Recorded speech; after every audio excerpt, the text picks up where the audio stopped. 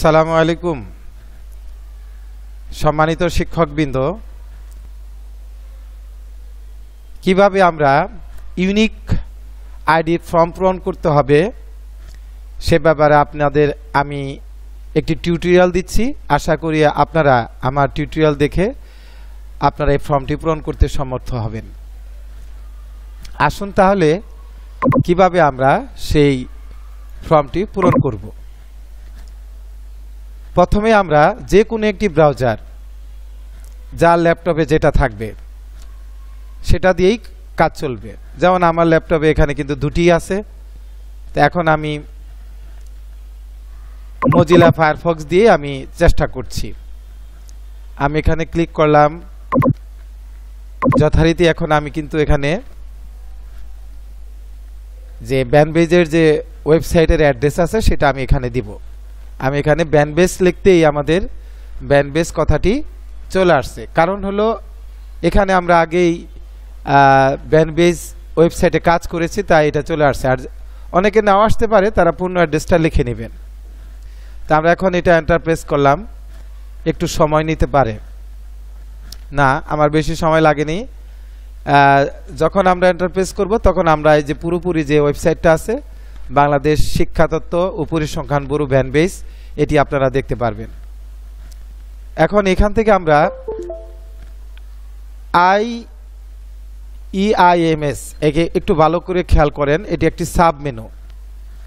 এই sub menu এখানে আমরা দেখতে পাচ্ছি মাউস পয়েন্টার রাখলেই দেখেন ঠিক একটু নিচেই ইউনিক আইডি লাইভ সার্ভার নামে একটি অপশন আছে, সাব মেনু আছে। এখানে আমরা কিন্তু ক্লিক করব।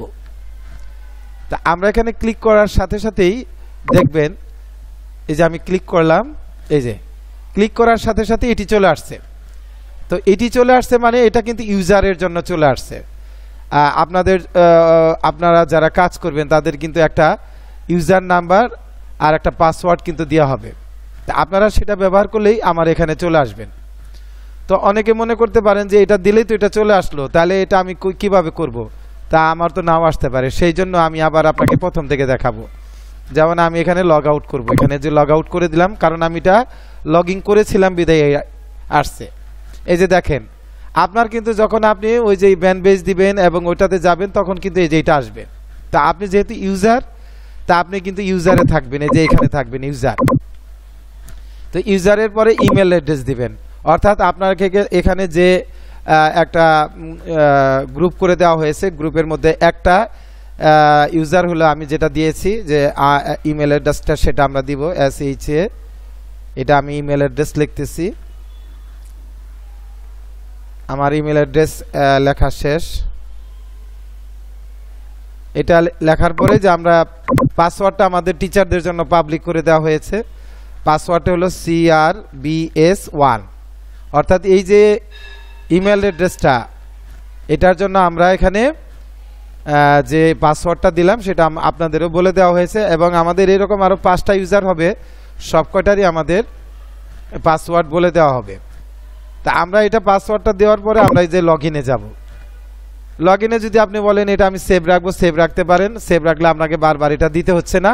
তা আপাতত আমরা এখানে এটা সেভ দিয়ে দিলাম, যেহেতু আমাদের কাজ করতে হবে বারবার। তা আপনি যখন এটা দিবেন, লগ ইন করবেন, তখন কিন্তু যেখানে চলে আসবে। তো এখানে চলে আসার পরে দেখেন এই যে মাউস পয়েন্টারটা রাখার সাথে সাথেই কিন্তু এই যে এখানে এই যে প্রথম যে এটা আছে স্টুডেন্ট এনরোলমেন্ট ফর্ম, আপনার এখন শুধু এইটাই দরকার, স্টুডেন্ট এনরোলমেন্ট ফর্ম। অর্থাৎ আমাদের যে ফর্মটার মধ্যে আমরা ছাত্রদের তথ্যগুলো আপলোড করব, সেই ফর্মটা এখান থেকে পাওয়া যাবে।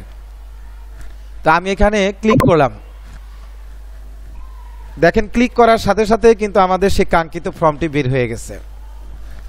আমরা এই যে দেখেন এই যে পুরা এইভাবে আমরা যদি ড্রপ ডাউন মেনুতে আমরা যদি এরকম স্ক্রল করি আমরা দেখতে পারবো। যখন আপনার এই যে এই পর্যন্ত এটা পুরাপুরি যখনই হয়ে যাবে, পূরণ হয়ে যাবে, তখন আপনাকে সেভ অ্যান্ড নেক্সট দিতে হবে। তো আমি কিন্তু আপনাদের কিভাবে একটি ফর্ম পূর্ণাঙ্গভাবে পূরণ করতে হয় সেটা কিন্তু আমি আপনাদেরকে দেখাবো। তো এই জন্য আমরা পরবর্তী টিউটোরিয়ালে আমরা যাব। তো আমরা ইনশাল্লাহ বুঝতে পেরেছি যে কিভাবে আমরা লগইন করব সেই ব্যাপারে যদি আপনাদের কোনো সন্দেহ থাকে আপনারা বারবার ভিডিওটা দেখবেন। তারপরে আমি একবার ফাইনালি একটু দেখাই দিচ্ছি যে আপনাদের যদি কোনো সমস্যা থাকে, যে আমি এখানে লগ আউট দিলাম, লগ আউট দিয়ে এবার আমি খুব দ্রুত আমি দেখাই দিচ্ছি, খুব দ্রুত যে আমি আবার কোথায় যাব, আমি আবার একটা যে কোনো একটা ব্রাউজারে যাব, ব্রাউজার থেকে আমি এই অ্যাড্রেসটা এখানে আমি লিখব ব্যানবেস, আমার ব্যানবেস চলে আসছে। ব্যানবেস যখন চলে আসছে তখন এই যে এখানে দেখেন এখানে লেখা আছে IEIMS, এখানে আমি মাউসটা পয়েন্টার রাখার সাথে সাথে এই যে ইউনিক আইডি লাইভ সার্ভার এখানে আমি মাউস পয়েন্টারটা রাখবো এবং যথারীতি এখানে আমি ক্লিক করব। ক্লিক করার সাথে সাথেই এই যে দেখেন আপনার ইউজার এই কথাটা আসবে। তা আপনার ইউজার সিলেক্ট হয়ে আছে, যদি না থাকে এখানে ক্লিক করে আপনি ইউজার সিলেক্ট করবেন আর এখানে আমরা ইমেল অ্যাড্রেসটা দিব। তো ইমেল অ্যাড্রেসটা আমরা যেহেতু এখানে দেওয়া আছে তাই ইমেল অ্যাড্রেসটা দিয়ে দিলাম। আর এই যে আমাদের পাসওয়ার্ড আমাদের এটা পাবলিক করে দেওয়া আছে CRBS এটা 1, সেটা আমরা লিখলাম আর এখানে আমরা লগইনে দিলাম। লগইনে দেওয়ার সাথে সাথেই কিন্তু আমার এই যে এটা চলে আসছে স্টুডেন্ট। এই স্টুডেন্টের মধ্যে আমি যে সবার উপরে যেটা এটা আছে স্টুডেন্ট এনরোলমেন্ট ফর্ম, এখানে আমি ক্লিক করব। এই যে ক্লিক করার সাথে সাথে দেখেন আমার সেই কাঙ্ক্ষিত ফর্মটি বেরিয়ে গেছে। এখান থেকে এখন আমি ডাটা এন্ট্রি শুরু করব। সবাইকে অনেক ধন্যবাদ, আশা করি সবাই বুঝতে পেরেছেন। আসসালামু আলাইকুম।